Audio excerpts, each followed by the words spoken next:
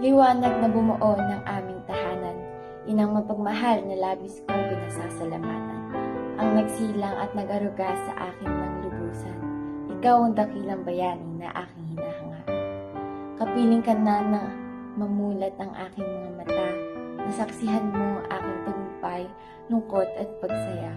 Sa lahat ng mga ito, pag-ibig mo ay pinadama at akin na itong dadalhin hanggang sa aking pagtanda. Ikaw ang ilaw, ikaw ang gabay, ikaw ang nagtama sa aking mga mali at nagtubig nito at sa akin hanggang sa huli.